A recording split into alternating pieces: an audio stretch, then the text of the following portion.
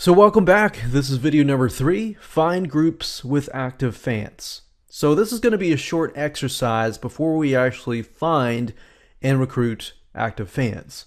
But before we do that, we want to go to Facebook, and at the very top, you're going to type in the keyword that relates to your specific Facebook fan page.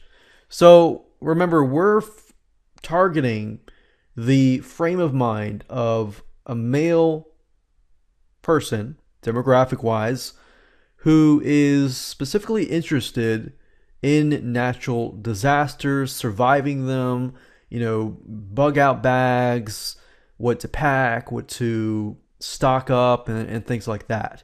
So keeping that in mind, what I want you to do is go to Facebook and up at the top, enter the keyword.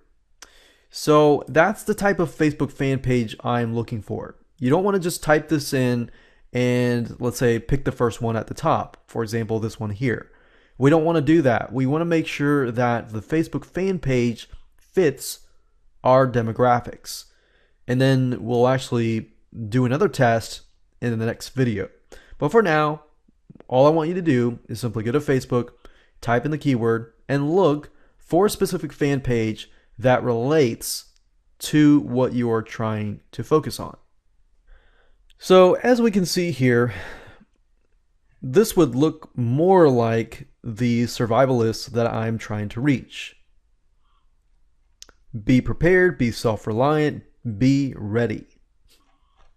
Okay, so what I'm going to do is I'm just going to open this up in a new window, and I'm going to open this one up in a new window. And I'm going to do the same thing here, the same thing here. So let's take a look at them. So what we're looking for is how engaging their community is. So as we can see, they don't have a lot of likes. They only have 1,501 likes. But if the community is fairly active within that number itself, that's a good sign. So, for example, we see that this site is not necessarily updated as much, but they are getting a lot of likes, they are getting a lot of shares, and they are getting a lot of comments. So what you're looking for is you're taking a look at all the pieces of content and seeing how engaging their community is. So for example, if you only see maybe one piece of content, and that piece of content out of, let's say, 50 pieces of content, only that piece of content is getting likes, shares, and comments, then that might be not a good sign. But if every single piece of content you're looking at has some sort of interaction, that is a good sign. So looks like these guys don't have a whole lot of content, but yet they still have a good amount of engagement. So that's good.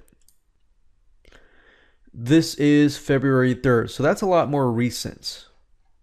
So we can see that there is one share, there's a couple likes, there's a couple likes, there's a lot of likes here, there's a lot of comments. So I'm beginning to see that this specific niche is very engaging. Okay, so that's just an interest page. So does that answer my question? Is this an active group? Yes, I can see that this topic is very active. Now, if you are at a point where you're finding that your topic is not as active, I recommend that you keep looking. If those data, those test results come back showing you that it's not as active, then you may want to look at a different niche. So this is a good test to figure it out before you create a Facebook fan page. If you've already created a Facebook fan page, then you can see that you may not necessarily be getting as much engagement. But I want to advise you to make sure to look at as many different Facebook fan pages as possible, because just looking at one is not going to tell you it all. looking at 10, 30, 40, or even 50 different pages, and they all are very engaging or they're all very not engaging, that tells you a good hunch about the market. So there we go. Now, let's say you have found a niche that is really active. What do you do next? Well, I'm going to talk about that in the next video.